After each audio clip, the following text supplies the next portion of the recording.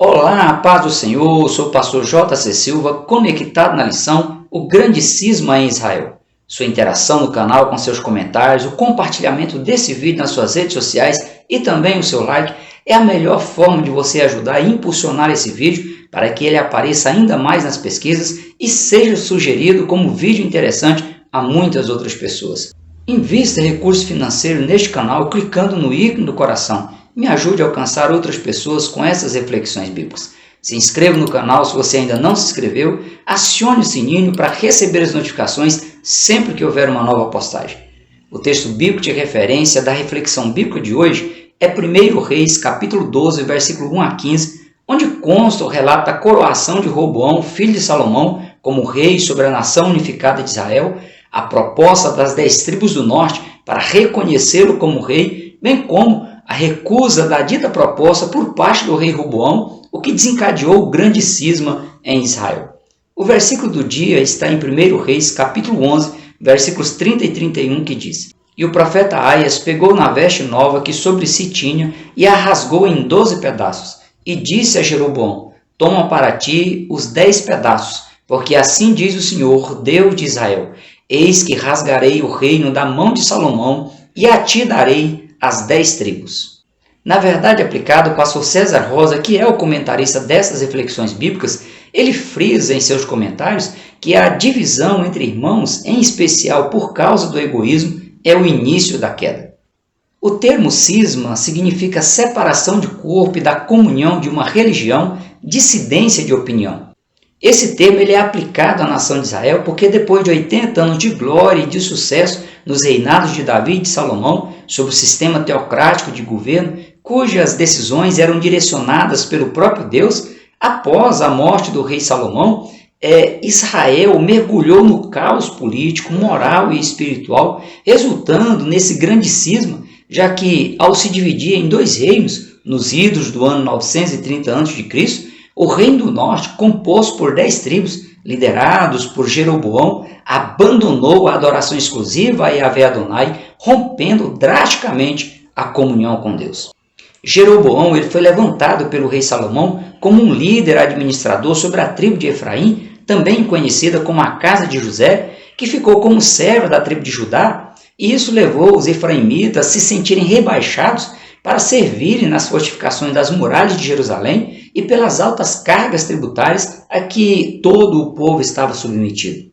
As constantes murmurações de Jeroboão e dos componentes da tribo de Efraim revelam a impopularidade de Salomão entre os componentes dessa tribo e já indicava que pensamentos de rebelião rondavam a mente de Jeroboão. Por trás aí das divergências entre as tribos de Efraim e Judá estavam fatores espirituais influenciados pelo mau comportamento de Salomão e sua infidelidade na adoração exclusiva a Yahvé Adonai.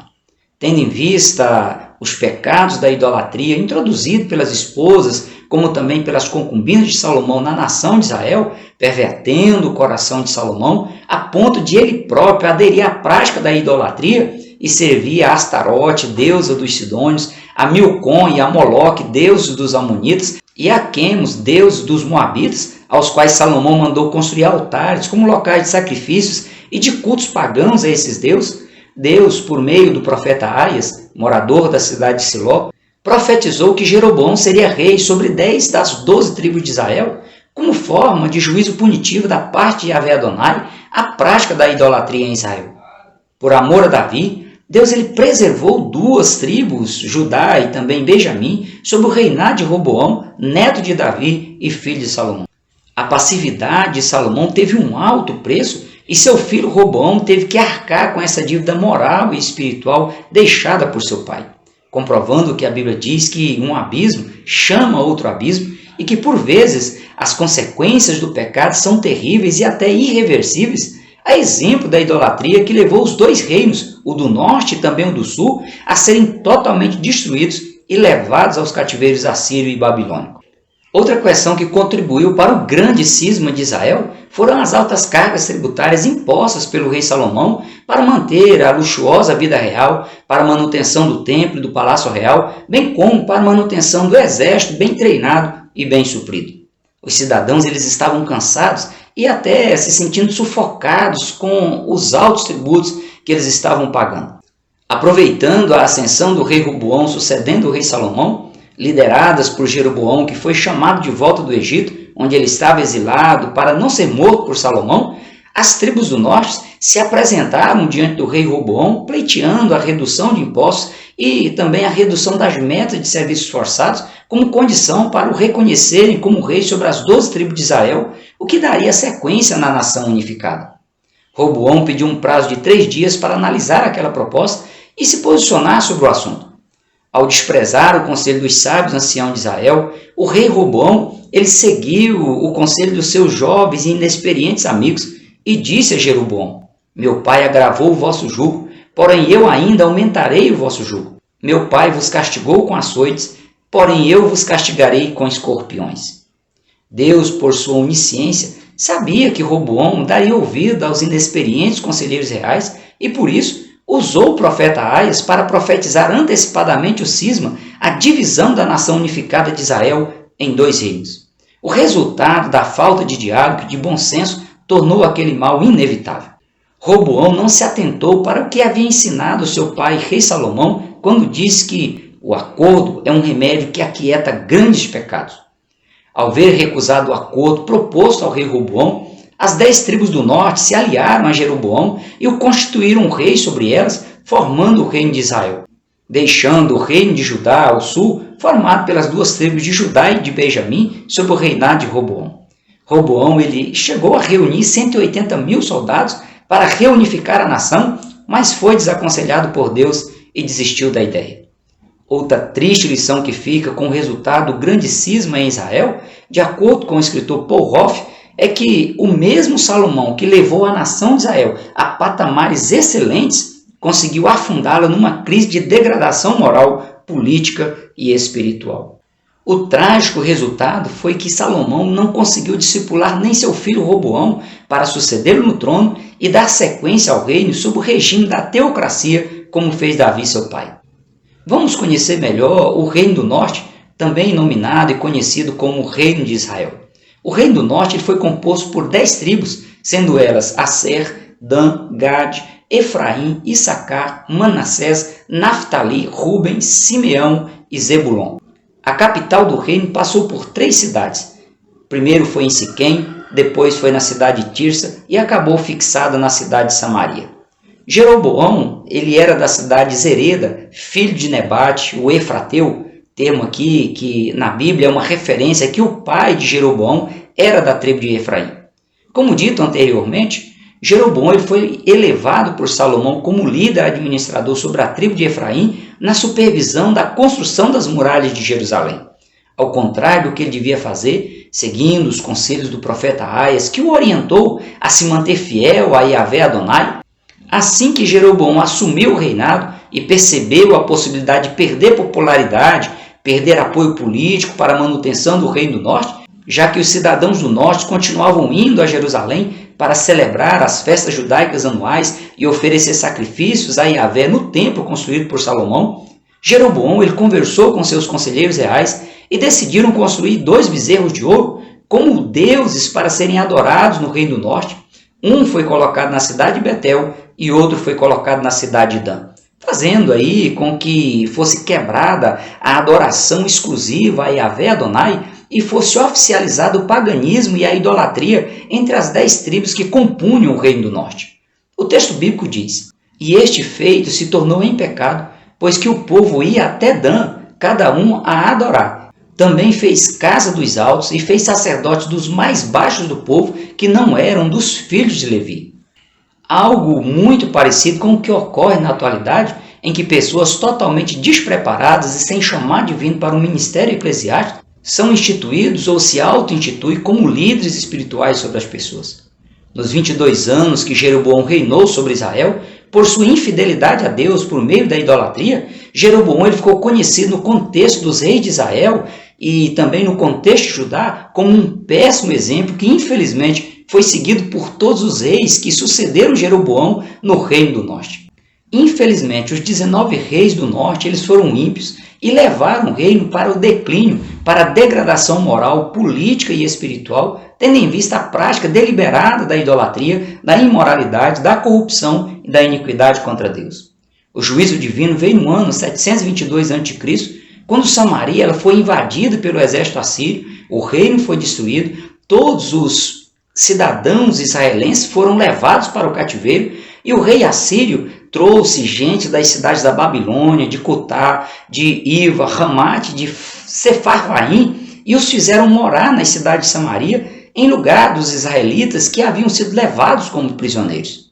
O pastor César Rosa ele ressalta em seus comentários que os últimos 5 anos do Reino do Norte foram de densas trevas e de caos político a ponto de existir 5 dinastias e 4 assassinatos. Quando a liderança ela é descompromissada com Deus, inevitavelmente levará seus liderados para o mesmo caminho que escolher seguir. Apesar de Deus enviar seus profetas para advertir os reis e aos sacerdotes, convocando-os ao arrependimento, o nível de paganismo implantado e vivenciado em Israel se tornou tão alto que comprometeu a estabilidade e a sustentabilidade do reino, levando ao trágico e inevitável fim. Cada cristão autêntico deve orar para que Deus guarde e também preserve as lideranças religiosas e políticas com temor a Deus e disposição de seguir as imprescindíveis instruções divinas, com o fim aí de se evitar que ocorra com a nação e também com a igreja, seja a coletiva e a igreja individual, o mesmo que ocorreu com o Reino do Norte, com a nação de Israel.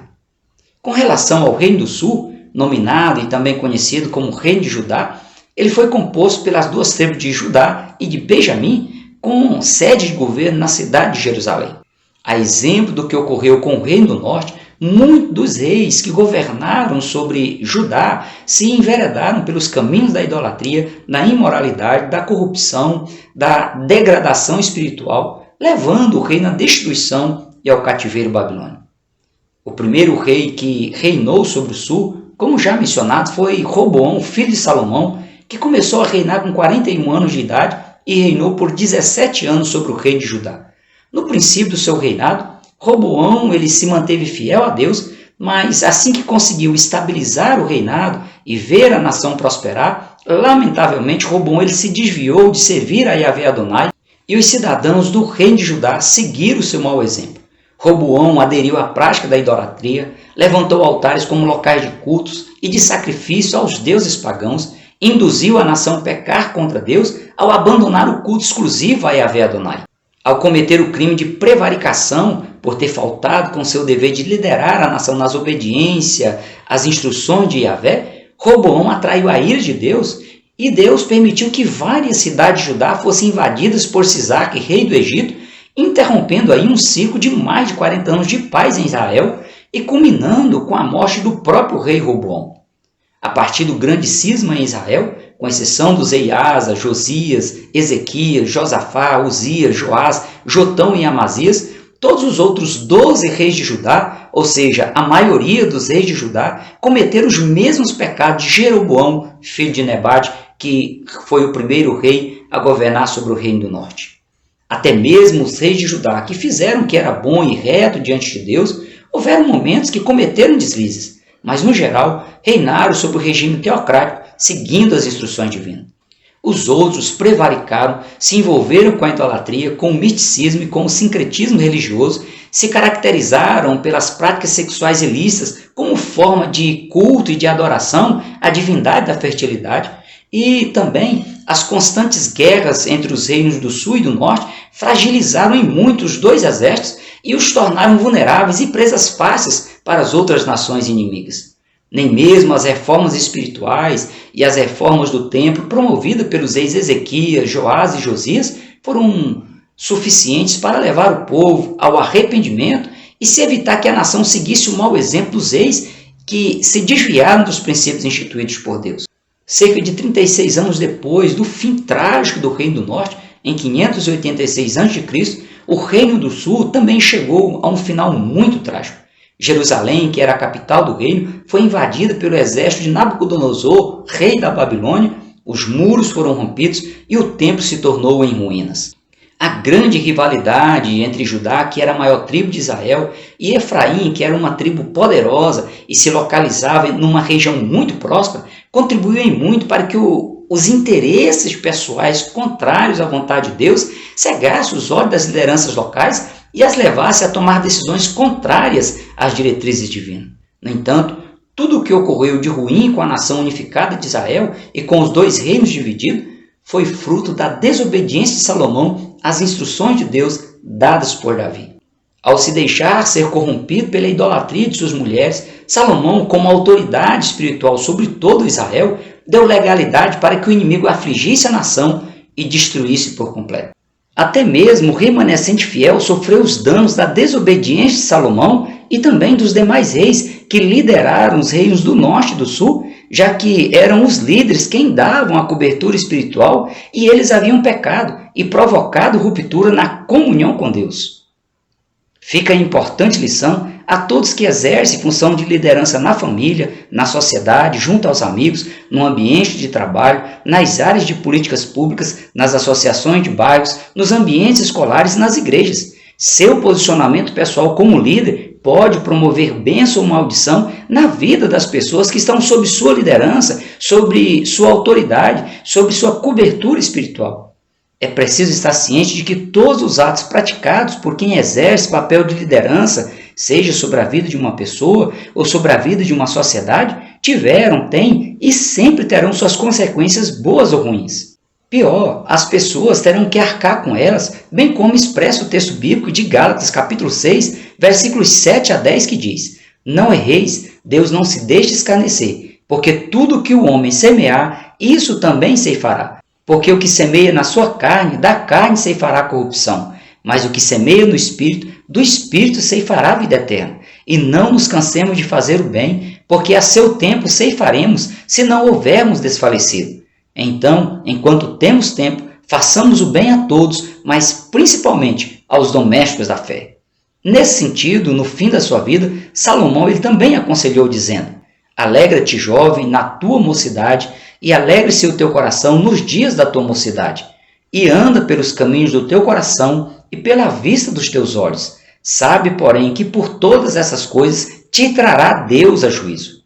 De tudo que se tem ouvido, o fim é: teme a Deus e guarda os seus mandamentos, porque este é o dever de todo homem, porque Deus há de trazer a juízo toda a obra e até tudo que está encoberto, quer seja bom, quer seja mau. Se for o seu caso, se reposicione no centro da vontade de Deus e ore para que o povo de Deus se una e se preserve na unidade para atrair a bênção da aprovação divina e dos tão necessários livramentos da fúria do inimigo. Por hoje nós ficamos por aqui. Até o próximo encontro, se Deus quiser. Prossiga na paz do Senhor.